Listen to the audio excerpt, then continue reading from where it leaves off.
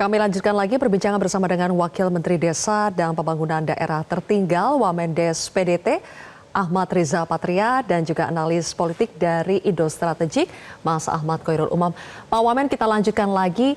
Sudah adakah pembagian tugas antara Menteri Yandri Susanto dengan Pak Wamen?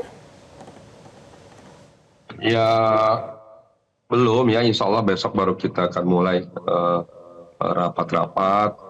Tadi di sini sudah sertijab, sudah ketemu juga dengan jajaran pejabat di Kemendes dan pegawai di kantor. Insya Allah besok kita akan mulai rapat, mulai membagi tugas dan lain sebagainya. Dan alhamdulillah saya sebagai pribadi bersama Pak Yandri, Pak Menteri, sudah lebih dari 20 tahun berteman, bersahabat. Jadi insya Allah chemistry-nya ketemu, insya Allah tidak ada masalah yang mengganjal, bahkan nanti akan dapat bersinergi positif. Saya akan membantu Pak Menteri sesuai dengan kemampuan dan kapasitas saya semaksimal mungkin. Dan hubungan baik saya pribadi dan Pak Menteri, juga kedua partai insya Allah akan memberikan juga kontribusi terbaik bagi Kementerian Desa dan Pembangunan Daerah Tertinggal.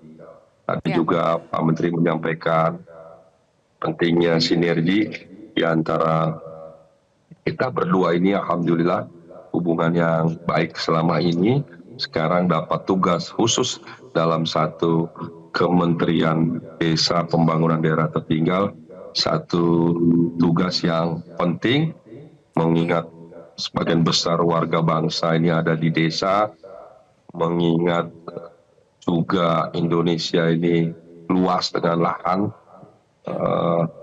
yang subur, jadi penting sekali banyaknya petani juga di desa, nelayan juga di desa. Jadi saya kira apa yang disampaikan Pak Presiden tentang pentingnya percepatan pembangunan desa dan juga ditegakkannya aturan, keadilan, dan jangan sampai ada korupsi. Itu menjadi satu komitmen kami untuk memastikan pembangunan desa daerah tertinggal dapat berlangsung dengan baik. Pak Riza, ada sedikit perubahan nomenklatur ya. Sebelumnya kan Kementerian Desa dan Pembangunan Daerah Tertinggal serta Transmigrasi ya. Nah, ketika berubah ini, transmigrasinya menjadi kementerian sendiri, apakah butuh waktu berapa lama ya kira-kira untuk betul-betul bisa menstabilkan kementerian perubahan ini?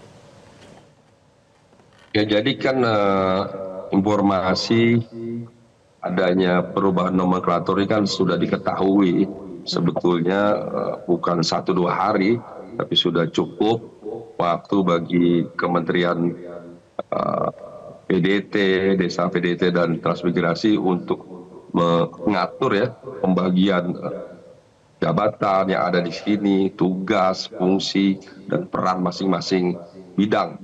Jadi saya kira tidak susah ya, karena ini hanya memecah begitu ya bagian-bagian terkait yang ada, juga pejabat-pejabat yang terkait yang tadinya satu kementerian sekarang menjadi 2 kementerian.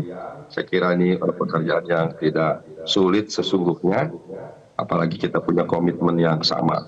Dan pembagian ini saya kira dapat cepat dilaksanakan ya, sambil nanti kita terus memastikan program-program yang sudah diputuskan sebelumnya, dan ini sudah masuk akhir tahun, memastikan bahwa sisa program-program di tahun 2004 ini agar dapat disegerakan, dipastikan selesai seluruhnya, dan juga mempersiapkan program di 2025 ke depan. Ya, oke. Mas Umam, setiap kementerian sekarang ada wakilnya. Menurut Anda supaya efektif, tidak berbenturan, bagaimana sebaiknya pembagian tugas antara menteri dan wakil menterinya? Ya, Mbak Zilvia, saya pikir ini adalah bagian dari eksperimen pemerintahan baru, karena memang dari sisi jumlah, memang kuantitasnya cukup besar dan melampaui angka-angka dari ya dalam sejarah pemerintahan-pemerintahan sebelumnya. Tetapi memang pendekatan ini barangkali dilakukan oleh Presiden terpilih Prabowo Subianto sebagai sebuah upaya untuk mendetailkan tugas pokok dan fungsi yang barangkali dalam beberapa nomenklatur kementerian yang lalu mengalami sebuah overwhelm dalam konteks penugasan-penugasan di kementerian. Oleh karena itu dengan pembagian kementerian ke dalam nomenklatur yang lebih ramping, lebih kecil, diharapkan kemudian bisa dalam bahasanya Mas Ganjar bisa satset dan tastes. Meskipun juga kita juga harus paham bahwa dalam konteks birokrasi di Indonesia dan juga di berbagai daerah secara umumnya, problem utama dari pemerintahan seringkali dihadapkan pada ketidakmampuan atau kurang optimalnya koordinasi, kemudian ketumpang tindihan kewenangan atau overlapping authority, dan juga dalam konteks ego sektoral. Kita berharap dengan pendekatan ini bukan kemudian menambah kompleksitas pola koordinasi dan juga dalam konteks optimalisasi dan efisiensi pemerintahan. Tetapi ini menjadi sebuah ujian betul. Setidaknya kita tahu ya, kalau misal nomenklatur baru, kementerian baru, praktis dia membutuhkan penguatan dalam konteks legal formal, harus diperkuat dengan perpres. Dan perpres itulah yang kemudian menjadi kerangka dari sebuah kelembagaan kementerian yang kemudian nanti akan menjadi pijakan baik secara kelembagaan, termasuk rekrutmen di dalamnya, termasuk tunjangan kinerja para aparatur di dalam kementerian itu, semua harus diterjemahkan. Kalau misal dalam 6 bulan ke depan, praktis 1 tahun ke depan, kita bisa melihat seberapa efektif pola pendekatan ini. Kalau efektif, barangkali bisa kemudian dioptimalkan. Tetapi kalau misal ternyata ada sejumlah catatan, dan catatan itu cukup serius serta fundamental, maka pola pendekatan ini bisa saja menjadi sebuah bahan evaluasi yang cukup mendasar bagi Singkat saja, Mas Presiden Umam. Prabowo Subianto ke depan. Terakhir dengan tugas untuk menyesuaikan nomenklatur, kemudian juga ada target, biasanya kita mengukur 100 hari pertama ya dari para menteri dan wakil menteri ini. Menurut Anda sebaiknya target atau program prioritas yang ditetapkan oleh kementerian ini harusnya realistis saja atau tidak apa-apa, ambisius sekalian? Tentu kalau misal ingin mendapatkan sebuah catatan yang sangat positif dari masyarakat, harus diletakkan pada sebuah target yang ambisius, sehingga kemudian bisa menunjukkan bagaimana akselerasi atau percepatan dalam konteks pemerintahan yang efektif.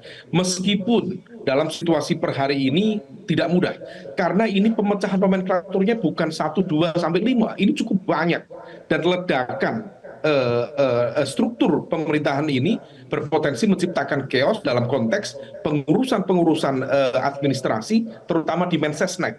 Nah, ini yang kemudian kita harapkan Pak Prabowo dan sebagai Presiden diharapkan bisa melakukan orkestrasi yang sangat optimal sehingga miskoordinasi bisa ditekan.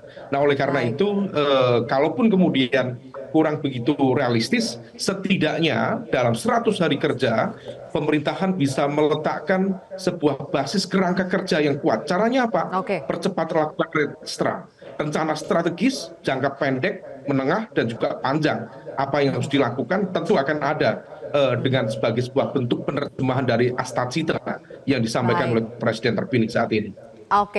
Kembali ke Pak Wamen, singkat saja Pak Wamen, soal target 100 hari ke depan akan realistis atau ambisius Pak Wamen?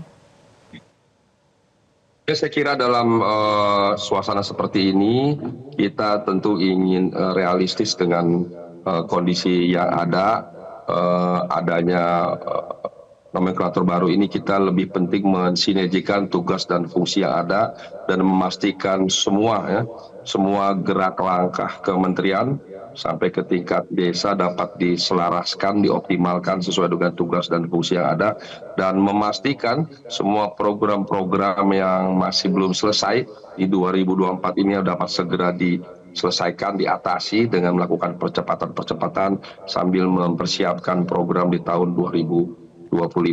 Saya kira itu yang realistis, yang ada di depan kita, yang dapat kita segerakan dilaksanakan mulai hari ini, dan hari-hari ke depan kita sudah mulai berkantor dan seterusnya untuk memastikan semua program dapat berlangsung berjalan dengan baik. terima kasih dan selamat bekerja untuk Pak Wamendes PDT dan juga Mas Khairul Umam. Terima kasih sudah bergabung bersama kami di Prime Time News hari ini. Terima kasih Mbak Zulfi. Pemirsa, usai dilantik Menteri Kabinet Merah Putih menggelar serah terima jabatan, Menteri Kabinet Prabowo Gibran ini pun jelajahi cara baru mendapatkan informasi. Download Metro TV Extend sekarang.